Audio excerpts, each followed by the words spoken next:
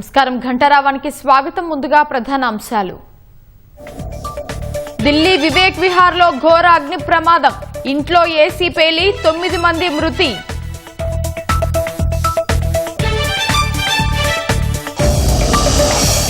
హర్యానాలోని గురుగ్రామ్లో దారుణం, 4 పిల్లలతో పాటు భార్యకు విషమిచ్చి చంపిన భర్త.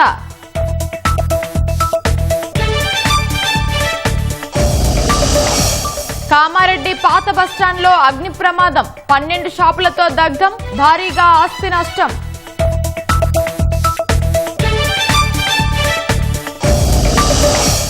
పీఆర్సీపై తక్షణమే నివేదిక అందించాలన్న సీఎం, రిటైర్మెంట్ బకాయిలు 100 రోజుల్లో 6,000 కోట్లు ఇస్తామని హామీ. ధాన్యం కొనుగోళ్లలో కొనసాగుతున్న రైతుల వెత్తలు, సన్న దొడ్డు వడ్లలో తరుగు లేకుండా కొనుగోలు చేయాలని డిమాండ్.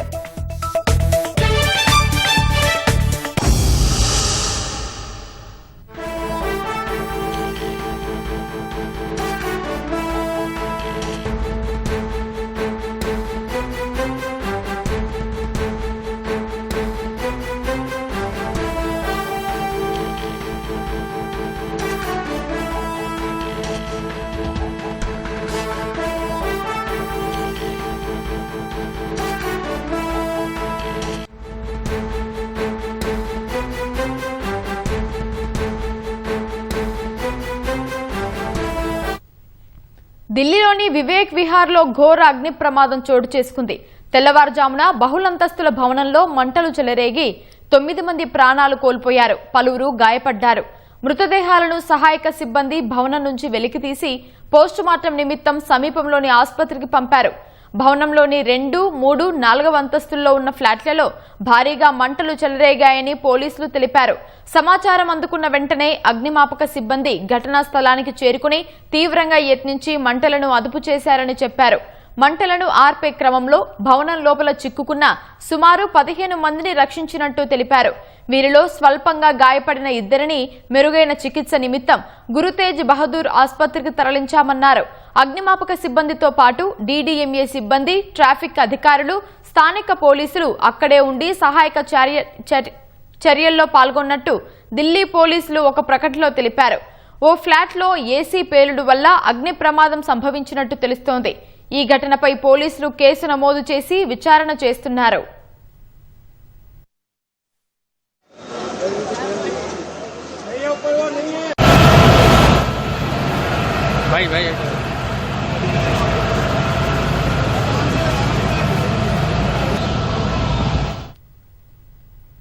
కామారెడ్డి పాత బస్టాండ్లో భారీ అగ్ని ప్రమాదం జరిగింది. బస్టాండ్ మూలమలుపు వద్ద ఉన్న సుమారు 12 షాపులు దగ్ధమయ్యాయి. 12 షాపులకు సంబంధించి 50 లక్షల ఆస్తి నష్టం జరిగినట్లు బాధితులు పేర్కొన్నారు. అగ్నిమాపక సిబ్బంది ఘటనా స్థలానికి చేరుకుని మంటలను ఆర్పివేశారు. ప్రమాదవశాత్తు అగ్ని ప్రమాదం జరిగిందా లేక ఎవరైనా కావాలనే అంటించారా అని బాధితులు అనుమానం వ్యక్తం చేస్తున్నారు.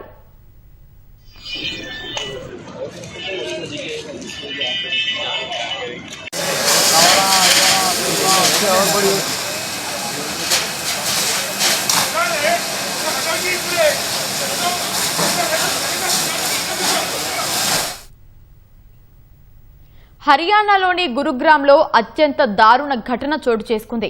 వజీర్పూర్ గ్రామానికి చెందిన వ్యక్తి తన భార్యతో పాటు 4 పిల్లలకు విషమిచ్చి దారుణంగా హత్య చేశాడు. అనంతరం ఆత్మహత్యకు యత్నించాడు. స్థానికులు అతడిని ఆసుపత్రికి తరలించారు. శనివారం రాత్రి నిందితుడి నివాసంలో 5 మృతదేహాలను పోలీసులు గుర్తించారు. మృతుల్లో నిందితుడి భార్య, 3 కుమార్తెలు, 1 కుమారుడు ఉన్నారు. ఘటనా స్థలంలో ముక్కలైన ఒక మొబైల్ ఫోన్ను కూడా పోలీసులు స్వాధీనం చేసుకున్నారు. పోలీసుల ప్రాథమిక విచారణలో నిందితుడు వృత్తిరీత్యా సెలూన్ నడుపుతున్నట్లు తేలింది. బాధితురాలితో అతనికి 7 ఏళ్ల క్రితం ప్రేమ వివాహం జరిగినట్లు సమాచారం. ఫోరెన్సిక్ నిపుణులు ఘటనా స్థలానికి చేరుకుని ఆధారాలను సేకరించాయి. మృతి చెందిన పిల్లల ముఖాలపై వాపులు సహా బయటకు కనిపిస్తున్న గాయాలను కూడా అధికారులు గుర్తించారు. మృతదేహాలను పోస్టుమార్టం నిమిత్తం తరలించిన పోలీసులు ఈ దారుణ ఘటనపై కేసు నమోదు చేసుకుని విచారణ చేస్తున్నారు. నిందితుడిని విచారణ చేసిన తర్వాత అసలు విషయం తెలిసే అవకాశముందని పోలీసులు పేర్కొన్నారు.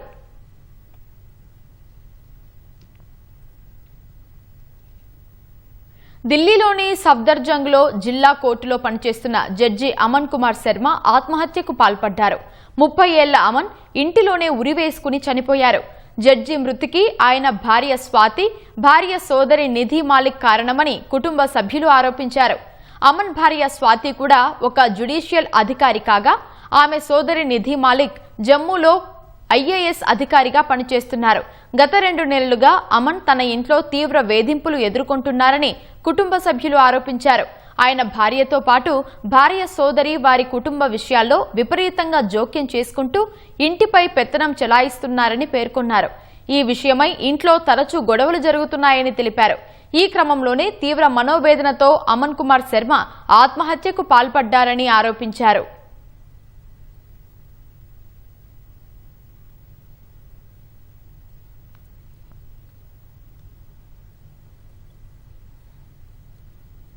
హైదరాబాద్ కమిషనరేట్ పరిధి మీర్పేట్లో ఓ కారు బీభత్సం సృష్టించిన ఘటన ఆలస్యంగా వెలుగులోకి వచ్చింది. మే 1వ తేదీన గాయత్రి నగర్ నుంచి ఎల్బీ నగర్ వైపు ద్విచక్ర వాహనంపై వెళ్తున్న తండ్రి కొడుకులను కారు వెనుక నుంచి ఢీకొట్టింది. ప్రమాదం అనంతరం ఇరువురి మధ్య వాగ్వాదం చోటు చేసుకోగా కారులో ఉన్న వ్యక్తి ద్విచక్ర వాహనదారుడిపై దాడి చేశాడు. అనంతరం డ్రైవర్ అక్కడి నుంచి పారిపోవడానికి ప్రయత్నించగా జిలానీ కారు ఆపేందుకు ప్రయత్నించారు. కారు ఆపకుండా జిలానీ కార్ బ్యానెట్ పై ఉండగానే సుమారు 2 కిలోమీటర్ల మేర లాక్కెళ్లాడు. మందమల్లమ్మ చౌరస్తా వద్ద ప్రయాణికులు అడ్డుకోవడంతో డ్రైవర్ బాధితుడిని వదిలి పరారయ్యాడు. ప్రమాదంలో జిలానీ కుమారుడు ఫైసల్ తీవ్రంగా గాయపడ్డాడనడంతో ఓ ప్రైవేటు ఆసుపత్రిలో చికిత్స అందిస్తున్నారు.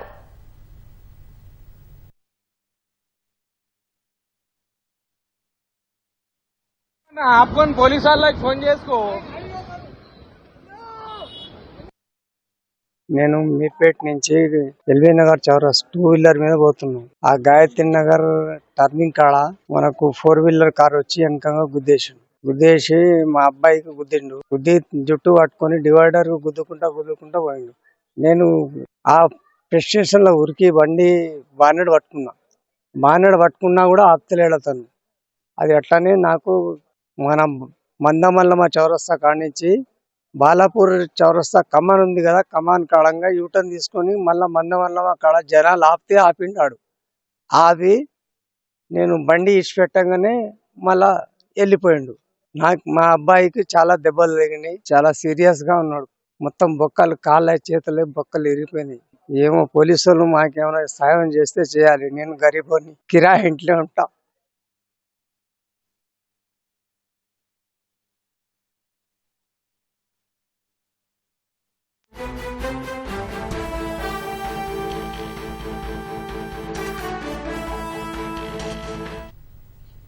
రంగారెడ్డి జిల్లా మీర్పేట్లో కారు ప్రమాదానికి సంబంధించి మరింత సమాచారాన్ని మా ప్రతినిధి రమేష్ అడిగి తెలుసుకుందాం. రమేష్, చెప్పండి, ఈ ప్రమాదానికి సంబంధించిన పూర్తి వివరాలేంటి? రంగారెడ్డి జిల్లా మీర్పేట్ పోలీస్ స్టేషన్ పరిధిలో ర్యాష్ డ్రైవింగ్ చేస్తూ కూడా ఒక వ్యక్తి బైక్ పై వెళ్తున్న తండ్రి కొడుకులను కూడా వెనుక నుంచి ఢీకొట్టడంతో కూడా దీంట్లో కొడుకుకి తీవ్ర గాయాలు కావడం జరిగింది. తండ్రికి వెహికల్ ఆపే ప్రయత్నం చేయడం జరిగింది. ఎవరైతే కార్ డ్రైవర్ ఢీకొని తర్వాత పారిపోయేందుకు కూడా ప్రయత్నించడం జరిగిందో వెంటనే ఆ తండ్రి కొడుకు తీవ్ర గాయాలైనప్పటికీ వాటికి సంబంధించి కూడా ఒక పక్క తండ్రి డ్రైవర్ పట్టుకునేందుకు ప్రయత్నం చేయగా డ్రైవర్ మరొకసారి కూడా ర్యాష్ డ్రైవ్ చేసేందుకు కూడా ప్రయత్నించడం జరిగింది. ఎంతవరకు తండ్రి కారు ఆపేందుకు ప్రయత్నించినప్పటికీ అదే తండ్రిని కారు బానెట్ పైకి ఎక్కించుకొని దాదాపు 2 కిలోమీటర్ల దూరం వరకు కూడా తీసుకువెళ్ళినట్టు కూడా స్థానికులు అయితే చెప్తున్నా జరిగింది. వాటికి సంబంధించి కూడా వీడియో సామాజిక మాధ్యమంలో కూడా వైరల్ కావడంతో కూడా ప్రస్తుతం దీనిపై కూడా పోలీసులు ఇప్పటికే తండ్రి ఇచ్చిన ఫిర్యాదు మేరకైతే పోలీసులు అయితే కేసు నమోదు చేయడం జరిగింది. ఎందుకు ఎప్పుడైనా ఏదైనా యాక్సిడెంట్ అనుకోని పరిస్థితుల్లో యాక్సిడెంట్ అయి జరిగినట్టయితే వెంటనే పోలీసులకు సమాచారం ఇవ్వడం కానీ లేదనుకో దగ్గర ఉన్న ఆసుపత్రి కానీ ఇటు చేస్తుంటారు. కానీ ఈ కార్ డ్రైవర్ సంబంధించి మాత్రం ఇటు గాయాల పాలైన ఒక పక్క ఒక వ్యక్తిగా ఉన్నప్పటికే కనీసం పట్టించుకోకుండా ర్యాష్ డ్రైవింగ్ చేసుకుంటూ మళ్ళీ పారిపోయేందుకు ప్రయత్నించడం జరిగింది. వీటికి సంబంధించి అయితే మాకు న్యాయం చేయాలని చెప్పి కూడా ఎవరైతే బాధితుడు ఉన్నారో అతని ఫిర్యాదు మేరకు అయితే పోలీసులు కేసు నమోదు చేయడం జరిగింది. ఈ ఘటన ఆలస్యంగా వెలుగులోకి రావడం జరిగింది. 2 రోజుల కింద జరిగినట్లయితే బాధితులు అయితే చెప్తున్నారు. ఈ ఘటన పైన కూడా పోలీసులు కేసు నమోదు చేసుకుని అసలు ఆ కార్ డ్రైవర్ ఎవరు, తర్వాత ఆ కారుకు సంబంధించి కూడా అప్పుడు ఉన్న సిచ్యువేషన్ ఏ విధంగా ఉందని దాని మీద కూడా పూర్తి స్థాయిలో దర్యాప్తు చేస్తున్నారు. దర్యాప్తు తర్వాత కూడా మరిన్ని విషయాలు తెలుస్తాయని చెప్పి కూడా పోలీస్ అధికారులు చెప్తున్నారు. ప్రస్తుతం అయితే కార్ డ్రైవర్ ఎవరు, తర్వాత కార్ ఎక్కడి నుంచి వచ్చింది, ఎవరు అనేది కూడా ఎవరు డ్రైవ్ చేశారని దాని మీద కూడా ప్రస్తుతం పోలీసులు అయితే దర్యాప్తు అయితే చేస్తున్నారు. ధన్యవాదాలు రమేష్. పీఆర్సీ నివేదికను వెంటనే అందించాలని అధికారుల కమిటీని ముఖ్యమంత్రి రేవంత్ రెడ్డి ఆదేశించారు. నివేదిక ఆధారంగా వేతన సవరణపై నిర్ణయం తీసుకుంటామని ఉద్యోగ సంఘాలకు సీఎం హామీ ఇచ్చారు. విశ్రాంత ఉద్యోగుల 6,000 కోట్ల రూపాయల పెండింగ్ బకాయిలను చెల్లించనున్నట్లు తెలిపారు. జూన్ 1లోగా ఉద్యోగులకు ఆరోగ్య భద్రత కార్డులు ఇవ్వనున్నట్లు ముఖ్యమంత్రి వెల్లడించారు. డిమాండ్లపై స్పష్టత ఇచ్చినందుకు ముఖ్యమంత్రికి ధన్యవాదాలు తెలిపిన ఉద్యోగ సంఘాలు ఈ నెల 5న తలపెట్టిన నిరసనలు విరమించుకున్నట్లు ప్రకటించాయి.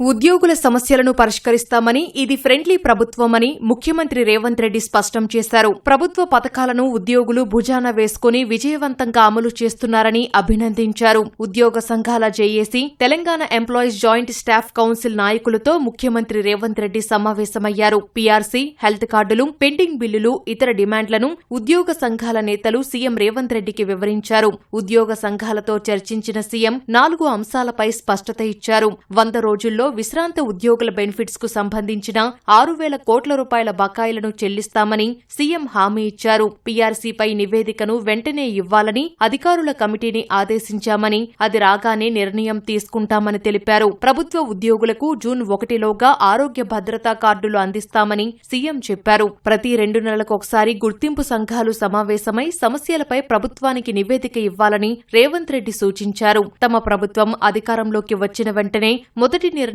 ఉద్యోగుల కోసమే తీసుకున్నామని సీఎం గుర్తు చేశారు. ఉద్యోగులకు మొదటి తారీఖునే జీతాలు అందేలా చర్యలు తీసుకున్నామన్నారు. ఉద్యోగ సంఘాలు స్వేచ్ఛగా ఎన్నికలు నిర్వహించుకునేలా అవకాశం కల్పించామని, గందరగోళం లేకుండా టీచర్లు, ఇతర బదిలీలు పూర్తి చేశామని వివరించారు. 2 ఏళ్లలో 67,760 నియామకాలు చేపట్టినట్లు సీఎం చెప్పారు. దశాబ్దాలుగా పెండింగ్లో ఉన్న ఉద్యోగుల సమస్యలను చాలా వరకు పరిష్కరించామని ఉప ముఖ్యమంత్రి భట్టి విక్రమార్క తెలిపారు. బీఆర్ఎస్ హయాంలో పేరుకుపోయిన 1,000 కోట్ల రూపాయల బిల్లులను పరిష్కరిస్తున్నట్లు చెప్పారు. ముఖ్యమంత్రి రేవంత్ రెడ్డికి ఉద్యోగ సంఘాలు ధన్యవాదాలు తెలిపాయి. చాలా సమస్యలను ప్రభుత్వం పరిష్కరించిందని, వైద్య విధాన పరిషత్తులో 13,100 మందిని ప్రభుత్వ ఉద్యోగులుగా గుర్తించడం ప్రభుత్వ నిబద్ధతకు నిదర్శనమన్నారు. ఈ నెల 5న తలపెట్టిన సామూహిక నిరాహార దీక్ష విరమించుకున్నట్లు ప్రకటించాయి. రాష్ట్ర మంత్రివర్గ ప్రక్షాళన, విస్తరణకు మరికొంత సమయం పట్టే అవకాశం ఉన్నట్లు తెలుస్తోంది. 5 రాష్ట్రాల అసెంబ్లీ ఎన్నికల ఫలితాలు, ప్రత్యేకించి కేరళలో యూడీఎఫ్కు మెజారిటీ వస్తే ఆ రాష్ట్ర సీఎం ఎవరన్నది తేలిన తర్వాతే కాంగ్రెస్ అధిష్టానం తెలంగాణలో మంత్రివర్గ విస్తరణపై దృష్టి సారించే అవకాశం ఉంది.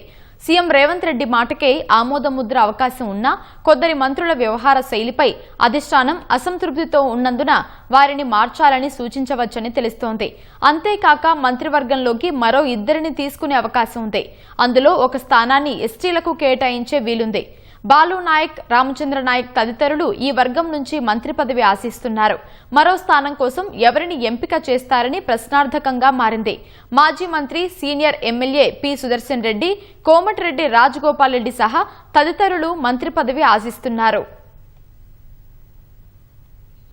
అష్ట కష్టాల కోర్చి పంటను పండిస్తే కొనుగోళ్లలో జాప్యం రైతుల పాలిట శాపంగా మారుతోంది. రాష్ట్ర వ్యాప్తంగా పలు కేంద్రాల వద్ద కొనుగోలు జాప్యాన్ని నిరసిస్తూ రైతులు రోడ్డెక్కారు. తమ గోడును పట్టించుకుని త్వరితగతిన పంట కొనుగోళ్ల ప్రక్రియను ప్రభుత్వం వేగవంతం చేయాలని డిమాండ్ చేశారు. దొడ్డు, సన్నవడ్లను తరుగు లేకుండా కొనుగోలు చేయాలని వేడుకున్నారు. విత్తు వేసింది మొదలు పంట చేతికొచ్చే వరకు రైతులకు అడుగడుగునా కష్టాలే ఎదురవుతున్నాయి. అన్నింటికీ ఓర్చుకుని పంట పండిస్తే కొనుగోళ్ల జాప్యంతో అన్నదాతలు దిగాలు పడుతున్నారు. ధాన్యం కొనుగోళ్లలో సర్కారు జాప్యాన్ని నిరసిస్తూ అక్కడక్కడ రైతులు ధర్నా చేపట్టారు. నిజామాబాద్ జిల్లా ఆర్మూర్ మండలం పెరికెట్లో ఆందోళనకు దిగిన రైతులు ప్రభుత్వం ధాన్యాన్ని వెంటనే కొనుగోలు చేయాలంటూ నినాదాలు చేశారు. కామారెడ్డి జిల్లాలో కొనుగోలు కేంద్రం వద్ద ఉన్న ఐకేపీ సిబ్బందిపై అన్నదాతలు ఆగ్రహం వ్యక్తం చేశారు. నెల రోజులుగా ధాన్యాన్ని కొనుగోలు చేయకుండా అధికారులు నిర్లక్ష్యం చేస్తున్నారని ఆరోపించారు. ఈ రైతు ప్రభుత్వం అని చెప్పుకునే ప్రభుత్వం ఇవాళ రైతులకు ఇంత బాధలైనా గానీ ఏనాడు ఒక రోజు స్పందించడం లేదు. ఎందుకంటే ఇక్కడ వరి కోతలకు వచ్చి 20 రోజులు అవుతుంది. ఇది వరకు ఒక క్వింటాల్ బస్తా పెరిగేట్ సొసైటీ పరిధిలో ఇవ్వలేదు. ఇదే ఆర్మూర్ గడ్డ మీద ఆనాడు పిసిసి అధ్యక్షుడిగా వచ్చి నేను బోనస్ వరికి పంటకు 500 ఇస్తానని ప్రకటించారు. ఇవాళ ఉన్న పంటకు మద్దతు ధరతో కొనమన్నా కానీ ఇవాళ కొనే పరిస్థితి లేదు, రైతును ఆదుకునే పరిస్థితి లేదు. ఇప్పటికైనా స్పందించి స్థానిక నాయకులు గానీ స్థానిక అధికారులు గానీ ధాన్యం లేపాలని డిమాండ్ చేస్తున్నాం. ఒకవేళ ఇలా స్పందించకపోతే ఇంకో 4 రోజుల తర్వాత హైవేనే దిగ్బంధం చేస్తాం. గతంలో ఇప్పుడు కోతలు చాలా పెద్ద ఎత్తున జరిగినాయి. రోడ్లపైన ఎక్కడెక్కడ ధాన్యం కుప్పలు పోవడం జరిగింది. ఈ అకాల వర్షాలు పడి రైతులు నానా విధాలుగా నష్టపోతా ఉన్నారు. ఇప్పటికైనా అధికారులు కళ్ళు తెరిచి దీని మీద ఒక దృష్టి సారించి వెంటనే లారీలను పంపించి తూకాలు వేయించి రైతులను తత్వరమే వారికి న్యాయం జరిగేలా చూడాలని చెప్పేసి కోరుతా ఉన్నాం. ఇప్పటి వరకు ఒక్క కుప్ప జోకింది లేదు, ఒక్క బస్తా పోయింది లేదు. నిన్న ఈ రస్తా వరకు చేస్తామని చెప్పి పిలుపునిస్తే రాత్రి దించిర్రు. వరంగల్ జిల్లా వర్ధన్నపేట వ్యవసాయ మార్కెట్లో మొక్కజొన్న కొనుగోలులో ప్రభుత్వ జాప్యాన్ని నిరసిస్తూ రైతులు ధర్నా చేశారు. వారికి మద్దతుగా బీఆర్ఎస్ నేతలు ధర్నాలో పాల్గొన్నారు. తక్షణమే మొక్కజొన్న కొనుగోళ్లను వేగవంతం చేసి రైతులను ఆదుకోవాలని డిమాండ్ చేశారు. సిద్దిపేట జిల్లా హబ్షీపూర్ వద్ద జాతీయ రహదారిపై రైతులు భారీ ధర్నా చేపట్టారు. పంట కోసి కళ్లాల్లో పోసి నెలలు గడుస్తున్నా తూకానికి నోచుకోవట్లేదని ఆవేదన వ్యక్తం చేశారు. ఆదిలాబాద్ జిల్లా జైనత్ మండలానికి చెందిన వివిధ గ్రామాల రైతులు పిప్పరవాడ సమీపంలో జాతీయ రహదారిపై రాస్తారోకో చేశారు. తరుగు పేరుట ఏదైతే కల్లంలో కాంట అయిన వడ్లను కాంగ్రెస్ ప్రభుత్వం వెంటనే అక్కడనే ట్రక్ షీట్ తోని అక్కడనే బిల్లు ఏర్పాటు చేయాలని చెప్తే ఆ మురిపం ఒక్క రోజు కాదు, ఒక్క లారీ కూడా దిగలేదు. వెంటనే ఆ జీవోని ఎత్తేసి ఏదైతే మళ్ళా పాత జియో ఏదైతున్నదో రైస్ మిల్లులకు మళ్ళా అలర్ట్ చేయడం జరిగింది. ఎలాంటి షరతులు లేకుండా ధాన్యాన్ని కొనుగోలు చేయాలి. రైతులు పండించిన ధాన్యానికి ఏ గ్రేడ్ బి గ్రేడ్ అని కొత్త రకం జియో తీసుకొచ్చి కాంగ్రెస్ పరిపాలన ఎంతో రైతులకు అన్యాయం చేస్తుంది. దీన్ని ఏ గ్రేడ్ కొని బి గ్రేడ్ అనేది తీసేసి జియోని తీసేసి ఏ గ్రేడ్ కు కొనాలని మేము రైతుల పక్షాన కోరుతా ఉన్నాం. రైతుల వెత్తలను చూసి ప్రభుత్వం వెంటనే కొనుగోలు జరపాలని కోరుట్ల ఎమ్మెల్యే సంజయ్ ప్రభుత్వానికి విజ్ఞప్తి చేశారు. జగిత్యాల జిల్లా మెట్పల్లి మండలం జగ్గాసాగర్లోని ధాన్యం కొనుగోలు కేంద్రాన్ని ఎమ్మెల్యే సంజయ్ పరిశీలించారు. మంత్రుల మాటలకు క్షేత్రస్థాయి పరిస్థితి భిన్నంగా ఉందన్నారు. భువనగిరి నియోజకవర్గంలో ధాన్యం కొనుగోళ్లపై జిల్లా అధికారులతో స్థానిక ఎమ్మెల్యే కుంభం అనిల్ కుమార్ రెడ్డి సమీక్షా సమావేశాన్ని నిర్వహించారు. ధాన్యం కొనుగోలులో ఎదురవుతున్న ఇబ్బందులను, రైతుల సమస్యలపై చర్చించారు. ప్రారంభమైన అన్ని ధాన్యం కొనుగోలు కేంద్రాల్లో 20 రోజుల్లో కొనుగోలు ప్రక్రియ మొత్తం పూర్తవుతుందని వెల్లడించారు. ధాన్యం సేకరణ ప్రక్రియను మరింత వేగవంతం చేయాలని సీఎం రేవంత్ రెడ్డి అధికారులను ఆదేశించారు. సమస్యల పరిష్కారానికి అవసరమైన చర్యలను తక్షణమే తీసుకోవాలని స్పష్టం చేశారు. హైదరాబాద్లోని మర్రి చెన్నారెడ్డి మానవ వనరుల కేంద్రంలో శాసనసభ, శాసనమండలి విప్లతో సీఎం సమావేశం కాగా వాకు తమ నియోజకవర్గాల్లో నెలకొన్న ప్రజా సమస్యలను వివరించారు. వేసవి దృష్ట్యా తాగునీరు, సాగునీటి అవసరాలు, ధాన్యం సేకరణలో పురోగతి వివరాలను ముఖ్యమంత్రికి నివేదించారు. విప్లు ప్రభుత్వానికి కళ్ళు, చెవులు అని చెప్పిన రేవంత్ రెడ్డి నిత్యం ప్రజల మధ్య ఉంటూ వారి సమస్యలను పరిష్కరించాలని సూచించారు. ఈ విషయంలో జిల్లా యంత్రాంగాన్ని అప్రమత్తంగా ఉంచాలని సీఎం పేర్కొన్నారు. ప్రభుత్వ సంక్షేమ పథకాలను క్షేత్రస్థాయికి తీసుకెళ్లాలని, సమస్యలను ప్రభుత్వం వెంటనే పరిష్కరిస్తుందన్న విశ్వాసాన్ని ప్రజల్లో కలిగించాలని సీఎం విప్లకు దిశానిర్దేశం చేశారు. పథకాలపై ప్రచారానికి ప్రసార మాధ్యమాలను సమర్థంగా వినియోగించుకోవాలని సూచించారు. ప్రజా సమస్యలను ఎప్పటికప్పుడు తన దృష్టికి తీసుకొచ్చేలా విప్లతో సమన్వయం కొనసాగించేందుకు వారంలో ఒకరోజు అందుబాటులో ఉంటానని సీఎం హామీ ఇచ్చారు. హైదరాబాద్లోని ఉప్పల్ భగాయత్ ఫేజ్ 2లోని డిమార్ట్ వద్ద రహదారి ప్రమాదాలకు నిలయంగా మారింది. కిలోమీటర్ దూరం వరకు ఎలాంటి యూటర్ను లేకపోవడం వల్ల వన్ వేలో ప్రయాణించాల్సి వస్తోంది. మెయిన్ రోడ్డుకు వెళ్లేందుకు దగ్గరలో మలుపు లేకపోవడం వల్ల స్థానికులు డీమార్ట్కు వచ్చే కస్టమర్లు రాంగ్ రూట్లో వాహనాలు నడుపుతున్నారు. డీమార్ట్ సమీపంలో యూటర్ను ఏర్పాటు చేయాలని అధికారులకు గతంలో వినతి పత్రాలు ఇచ్చినా స్పందన లేదని స్థానికులు ఆందోళన వ్యక్తం చేస్తున్నారు. అధికారులు జోక్యం చేసుకుని యూటర్ను ఏర్పాటు చేయాలని గేటెడ్ కమ్యూనిటీ వాసులు కోరుతున్నారు.